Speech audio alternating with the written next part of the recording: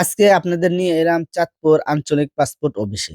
অনেকে ভাবে পাসপোর্ট করা মানেই ঝামেলা, কিন্তু এখানে প্রক্রিয়া কতটা সহজ বা কতটা কঠিন সেটা নিজের চোখে দেখেই এই ভিডিওর মাধ্যমে আপনাদের সামনে তুলে ধরবো। এটি হচ্ছে পাসপোর্ট অফিস ভবনের সামনের পরিবেশ। সাজানো গোছানো, পরিষ্কার পরিচ্ছন্ন, সুন্দর পরিবেশ। অলরেডি অনেক লোক চলে আসছে তাদের কাঙ্ক্ষিত পাসপোর্টটি করার জন্য।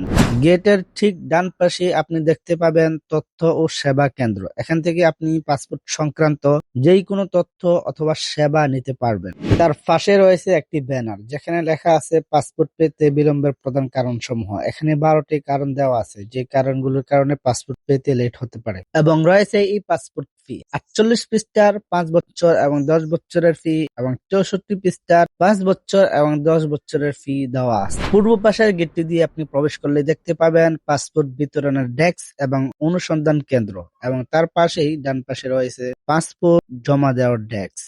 নতুন পাসপোর্ট করা, পাসপোর্ট রিনিউ করা অথবা পাসপোর্ট সংশোধন করতে হলে এই লাইন ধরেই যাবতীয় কাগজপত্র এই ডেস্কে জমা দিতে হয়। পাসপোর্ট করার ক্ষেত্রে যে কাগজপত্রগুলি অতি জরুরি সেগুলি এখানে বলা আছে। এনআইডি কার্ড, জন্ম নিবন্ধন, ইংলিশ ভার্সন, নাগরিক সনদ, পাসপোর্ট সহ সকল মূল কপি প্রদর্শন করতে হবে। কক্ষ নির্দেশিকা, কোন রুমে কি সেবা দেওয়া হয় তার একটি নির্দেশিকা রয়েছে। আপনার কোনো সেবা প্রয়োজন কিন্তু আপনি রুম খুঁজে পাচ্ছেন না, তাহলে এই নির্দেশিকার মাধ্যমে আপনি খুব সহজেই সেই রুমটি খুঁজে পাবেন। পাসপোর্ট সংক্রান্ত যে কোনো সমস্যা হলে প্রয়োজন যোগাযোগ করতে পারবেন উপপরিচালক এবং উপসহকারী পরিচালক, তাদের নাম্বারগুলি এখানে দেওয়া আছে।